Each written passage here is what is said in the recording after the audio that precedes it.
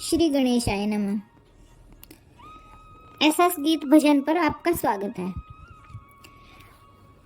माघ मास शुरू हो चुका है और पवित्र माघ मास में प्रातः स्नान करने का विशेष महत्व है। प्रातः स्नान करके माघ महात्म पढ़ने व सुनने से विशेष पुण्य की प्राप्ति होती है। इसी कथा श्रृंखला में हम आपके लिए ऐसा गीत भजन पर माघ महात्म के सभी अध्याय प्रतिदिन सुनाने का प्रयत्न करेंगे, जिनको ध्यानपूर्वक और श्रद्धा पूर्वक सुनकर आप भी पुण्य लाभ प्राप्त कर सकते हैं। जो व्यक्ति सुबह स्नान नहीं कर सकते वो कथा सुनकर भी पुण्य लाभ प्राप्त कर सकते हैं। माघ स्नान महात्म 7वां अध्याय। चित्रगुप्त ने उन दोनों के कर्मों की आलोचना करके दूतों से कहा कि बड़े भाई कुंडल को घोर नरक में डालो और दूसरे भाई विकुंडल को स्वर्ग में ले जाओ, जहां यहाँ उत्तम भोग है। तब एक दूत तो कुंडल को नरक में फेंकने के लिए ले गया और दूसरा दूत बड़ी नम्रता से कहने लगा कि हे विकुंडल, चलो तुम अच्छे कर्मों से स्वर्ग को प्राप्त होकर अनेक प्रकार के भोगों को भोगो। तब विकुंडल बड़े विस्मय के साथ मन में संशय धार कर दूत से कहने लगा कि हे यमदूत, मेरे मन में बड़ी भारी शंका उत्पन्न हो गई है, अतः मैं तुमसे कुछ पूछता हूँ, कृपा कर मेरे प्रश्नों का उत्तर दो। हम दोनों भाई एक ही कुल में उत्पन्न हुए, एक जैसे ही कर्म करते रहे।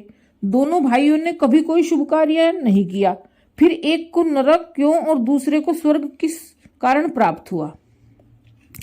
मैं अपने स्वर्ग में आने का कोई कारण नहीं देखता। तब यमदूत कहने लगा कि हे विकुंडल, माता पिता, पुत्र पत्नी, भाई बहन से सब संबंध जन्म के कारण होते हैं और जन्म कर्म को भोगने के लिए ही प्राप्त होता है। जिस प्रकार एक वृक्ष पर अनेक पक्षियों का आगमन होता है, उसी तरह इस संसार में पुत्र, भाई, माता पिता का भी संगम होता है। इनमें से जो जैसे जैसे कर्म करता है वैसे ही फल भोगता है। तुम्हारा भाई अपने पाप कर्मों से नरक में गया, तुम अपने पुण्य कर्म के कारण स्वर्ग में जा रहे हो। तब विकुंडल ने आश्चर्य से पूछा कि मैंने तो अजन्म कोई धर्म का कार्य नहीं किया, सदैव पापों में ही लगा रहा।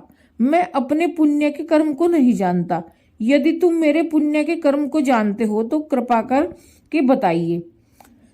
तब देवदूत कहने लगा कि मैं सब प्राणियों को भली भांति जानता हूं, तुम नहीं जानते। सुनो। हरिमित्र का पुत्र सुमित्र नाम का ब्राह्मण था, जिसका आश्रम यमुना नदी के दक्षिणोत्तर दिशा में था। उसके साथ जंगल में ही तुम्हारी मित्रता हो गई और उसके साथ तुमने 2 बार माघ मास में श्री यमुना जी में स्नान किया था।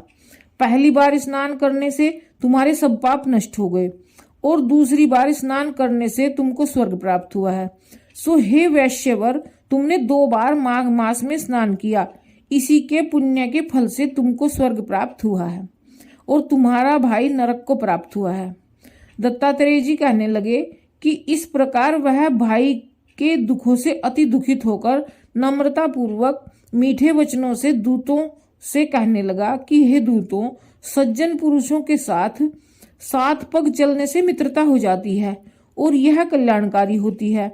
मित्र प्रेम की चिंता न करते हुए तुम मुझको इतना बताने की कृपा करो कि कौन से कर्म से मनुष्य यमलोक को प्राप्त नहीं होता, क्योंकि तुम सर्वज्ञ हो। इस प्रकार 7वां अध्याय समाप्त।